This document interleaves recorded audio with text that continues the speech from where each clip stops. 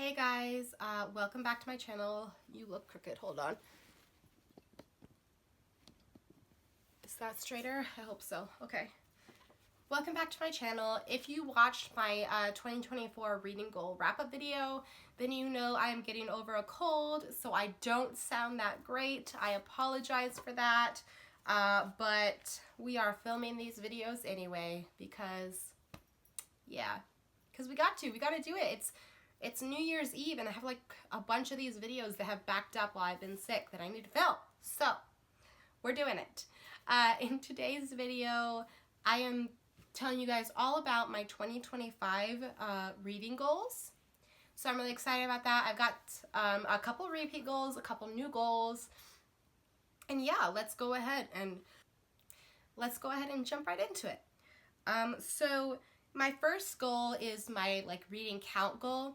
In 2024, my goal was 75 books, and that was pretty easy to achieve. I read 84 books, so I'm gonna bump that up a little bit. I'm gonna say my goal is 80 books, which is only 4 off of what I read this year, so I feel like it's a little closer to give us a little more suspense, but it's still quite manageable. I always want manageable reading goals. I don't want to stress myself out with reading goals, so I'm gonna go with 80 books because it's manageable, but close enough to what I read this past year that it'll give me a little suspense room. So 80 books is my goal for this year.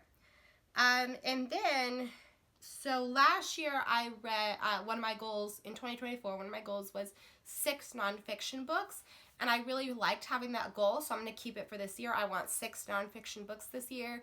I always mean to read nonfiction, and then I always end up reading fiction so much that I put it to the side. But I do want to expand my nonfiction library, so I'm going to keep that goal with 6 nonfiction books. Solid. Now, last year, my other 6 goal, because I did a 6 and a 6, that way it's one goal a month. So last year in 2024, I did 6 nonfiction and 6 new authors. But it turns out the 6 new authors was really natural and easy to get, and so I decided to change that one and do for my other 6 goal books to do 6 classics. I don't read that many classics, and again, it's kind of like nonfiction. I always mean to read more classics, and then I never do. So I want to read 6 classics this year, and by that, I mean one of 2 things. Either a classic like Jane Austen, Charles Dickens, Victor Hugo, that kind of thing, or what I'm going to call classics is books from my mom's era, because there are so many books that my mom read growing up that she is always telling me, Letty, you have to read this book, you'll really like this book, you have to read this book, and I'm like, yes, I'm going to read it, and then I never get to it because I get distracted from books from our era. For example, she's always telling me that she loved the Tommy books growing up, a girl called Tommy, a nurse called Tommy, I think a wife called Tommy. And she loved these books, and she's been telling me for years that I have to read them, and I've never read them. And so that one, also the Sam Campbell books, he wrote about, he stayed in the borderlands of Canada and the United States every summer with his wife, and they would kind of adopt and rescue wild animals and then release them back. And when I was a kid, when I was really little, my mom read these books to my siblings and I, but I was quite a bit younger than my siblings. My siblings are 5, 8, and 10 years older than me, so I don't really remember these books because I was a baby, whereas they were a very integral part of my siblings' childhood. And now my sister is reading them to my niece and nephew. They just got a set for Christmas last week, and she already started reading them Too Much Salt and Pepper, and I was sitting there listening, and I was like, I have to read these books because they were an important part of my childhood. I remember them being an important part of my childhood, but I don't remember them at all because I was too young. I just remember the fact that my siblings and I loved my mom reading them to us, but I don't remember the reading at all because I was too little. So I was like, I want to read these books. So yeah, I would consider those classics because they're ones from many years ago that I need to read. So yeah, those are So 6 of those, 6 classics, 6 nonfiction. And then another reading goal is I'm calling this my 6 follower picks. And for that, this is very new and I'm still working out the logistics of it.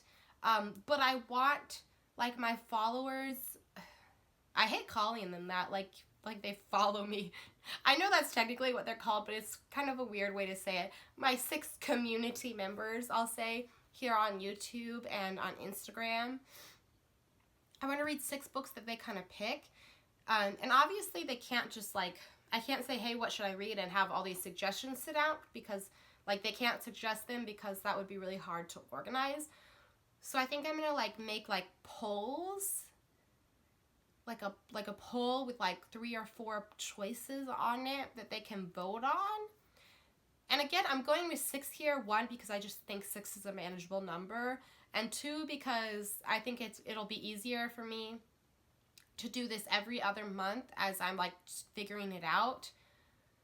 So yeah, I'm gonna like, I'll come up with 3 to 4 books every other month that I'll do a poll on my YouTube and on my Instagram, and I'll take whatever is the most picked of those like 2 polls, and like maybe they'll be like, I want to use this to kind of help expand.